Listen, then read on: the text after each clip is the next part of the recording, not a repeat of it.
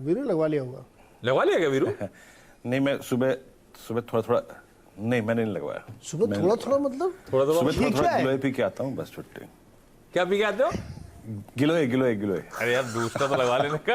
आप सब ये बूस्टर थोड़ा थोड़ा ऐसे इशारा जो कर रहे हो, नहीं ये मतलब कौन सा बूस्टर लेके आते हैं सुबह। तो वो अलग बात है, वो आप अपना बूस्टर लेते रहे, लेकिन आप लोग रोज, मैं भी तैयारी कर रहा हूँ इस वीकेंड, एक आध वीकेंड में मुझे भी लगवानी जरूरी है।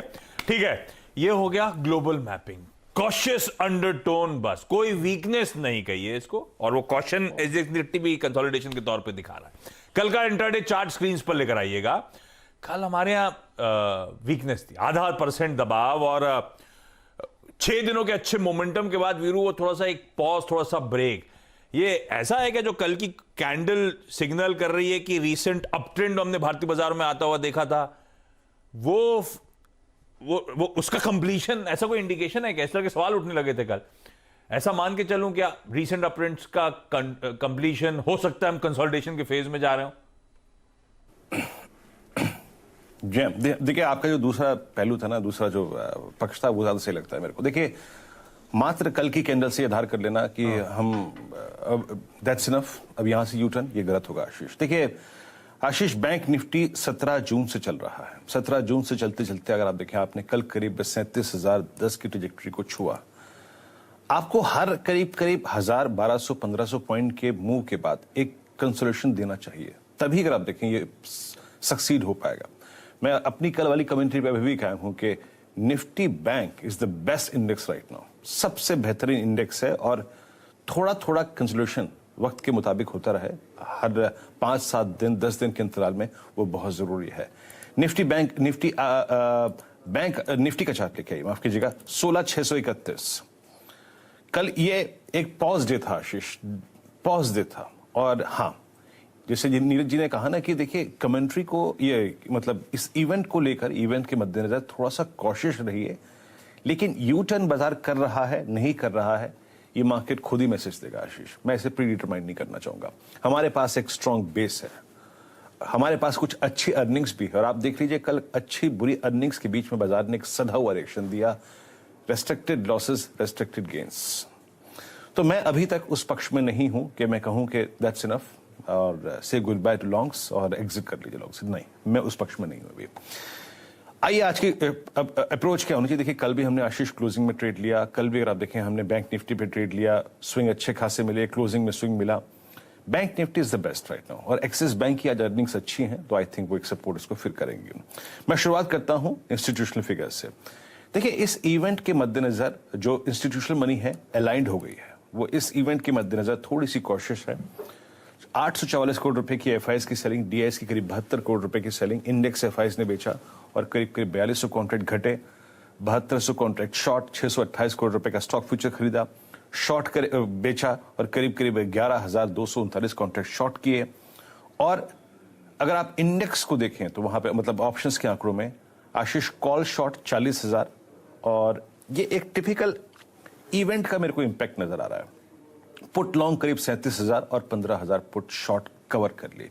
मतलब हाँ, ऑप्शंस के डेटा में थोड़ी सी वीकनेस है, लेकिन जब तक मेरे पास बेस है आशीष, मैं उस बेस पे रिलाई करूंगा, मैं उस बेस पे ट्रस्ट करूंगा। लेके आइए आप निफ्टी को जरा प्लीज एक बार। और निफ्टी का जो कल का हमारा बेस बन था आशीष, वो एग्जैक्टली था करीब 16,013 और 16,564, वो एग्जैक्टली डे लो था 16,564।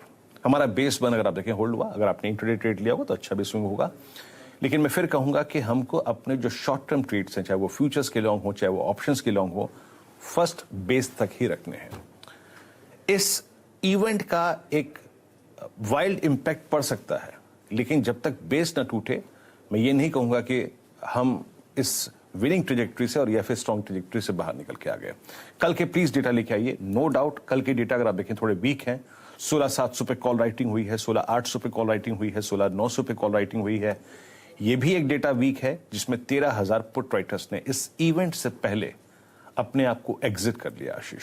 16,500 के पुट ने ओआई लूज किया, but still that put holds 60 lakh outstanding OI, और मुझे मालूम है इसमें अगर आप देखें एफआईएस भी इंक्लूडेड है, जो 13 लाख का अगर आप देखें ओआई घटा है, 16,600 की पुट में ओआई घटा है।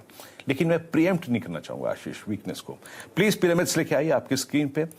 ये मंथली कॉन्ट्रैक्ट से पिरामिड्स हैं जो गुरुवार को एक्सपायर होगा। उसमें आप आशीष देख रहे होंगे कि किस तरीके से 16,500 की पुट, 16,600 की पुट और 16,400 की पुट में एक डिसाइसिव ओआई खड़ा है, और एक डिसाइसिव 16,700 और 16,800 की कॉल में ओआई खड़ा है। आशीष, दो वजह है कि मैं यहां पे शॉर्ट की मंशा नहीं रखता, और उसका पहला कारण यह है कि एक तो हम बेस के ऊपर हैं, हम 16,500 के, 16,400 के, 16,600 के बेस के ऊपर हैं। ये 3 जोन में आशीष पुट राइटर्स हैं। और एक और चीज, अगर आप निफ्टी की प्लेसमेंट को देखें आशीष, निफ्टी के 2 बड़े critical averages 200 day exponential moving average और 100 डे कहां आते हैं? याद रखिएगा, 200 डे आता है हमारा 16,531 पे, और हमारा 100 डे एक्सपोनेंशियल मूविंग एवरेज आता है 16,457 पे। हमारा 10-20 का पॉजिटिव क्रॉसओवर, हमारे एवरेजेस ऊपर की तरफ फ्लो करते हुए। आई थिंक मतलब कुल मिला के बात यह है कि जो होमवर्क हमने बीते 10 दिन में किया, उसको एकदम से डिसॉल्व कर देना थोड़ा सा गलत होगा। मेरी अप्रोच यही रहेगी, प्लीज जरा बेस 1 लेके आइएगा। बेस 1 तक मैं इंट्राडे में आज भी इंट्राडे में डिप्स को बाय करना चाहूंगा, और बेस 1 है 16,605 और 557। और जो सेकंड बेस है आशीष, जब तक वो वॉलेट डिसाइसिवली नहीं हो जाता, मैं शॉर्ट का तर्क लेके नहीं आऊंगा। हालांकि मैं ये कहता हूं कि अगर आपके फ्यूचर्स के लॉन्ग खड़े हैं या फिर ऑप्शंस के लॉन्ग खड़े हैं, मैंने पहले भी अपने कल पे कॉल्स पे कहा था कि हमें अपनी शॉर्ट टर्म लॉन्ग्स जो कि स्पेकुलेटिव हमने ली थी या फिर एक कैलकुलेटेड रिस्क लिया था, उसको फर्स्ट बेस के नीचे क्लोजिंग बेसिस पे ना रखें। कहने का मतलब ये है कि अगर इंट्राडे में ये वॉलेट हो और रीगेन हो जाए तो फिर इसको रिकलेक्ट करके अपने उस ट्रेड्स को ले जाइए। क्योंकि आशीष, आज क्लोजिंग के वक्त तक और कल मॉर्निंग के वक्त तक कुछ भी हो सकता है, कितना भी बड़ा स्विंग आ सकता है मार्केट में। और पुट राइटर्स का कन्विक्शन देख के थोड़ा सा मेरे को भरोसा है। और एक और चीज, मेरे को जो 2 चीजों पे भरोसा है वो है निफ्टी बैंक का स्ट्रक्चर, फिर कह रहा हूं। और दूसरा आशीष, अगर आप कल यूएस के फॉल को देखें, वो एक बहुत लॉजिकल और बहुत एक रेस्ट्रिक्टेड रेंज में था, और डाउ ने एक बार फिर से अपने 50 डे एक्सपोनेंशियल मूविंग एवरेज को रिस्पेक्ट दी। तो यूएस मार्केट का इस बार 9.1 की इन्फ्लेशन की फिगर और फेड के डिसीजन से पहले वो वाइल्ड बिहेवियर नहीं है जो कि पिछली बार था, पिछले रेट हाइक में था। सीबीओई वोलेटिलिटी इंडेक्स उतने अगर आप देखें वाइल्ड तरीके से बिहेव नहीं कर रहा है। तो मैं इसीलिए कहूंगा, मेरा अभी नेगेटिव तर्क नहीं है बाजार पे, जब तक सेकंड बेस वॉलेट नहीं होता। फर्स्ट बेस के नीचे अपनी जो शॉर्ट टर्म लॉन्ग्स हैं या फिर ट्रेडिंग पोजीशन है उसको मत रखिएगा, लेकिन जब तक स्क्रीन पे फर्स्ट बेस है, क्लोजिंग बेसिस पे स्टे लॉन्ग। आशीष, बिल्कुल ठीक है, ये हो गया आज का इंपॉर्टेंट व्यू। और बिल्कुल सही, कल वीरू ने जो डॉट पॉइंट कहा था, उन्हीं लेवल्स, वही कल के लोज भी बनते हुए नजर आए थे। वो चार्ट्स में आपको क्लियरली विजिबल होगा, बहुत बढ़िया तरीके से वो मेंशन्ड, और जैसे मेंशन करे लेवल्स वैसे ही बिहेवियर। वीरू, निफ्टी बैंक, आपने अपनी निफ्टी की कमेंट्री के पहली लाइन में ये मेंशन कर दिया स्पेसिफिकली कि बेस्ट इंडेक्स राइट नाउ।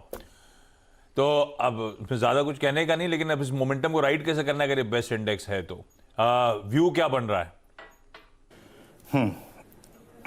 देखिए आशीष, मेरी कल भी कमेंट्री ये थी कि ये 2 पॉइंट्स तक जाएगा। अगर आपके कल के लॉन्ग हैं, यानी परसों के लॉन्ग हैं,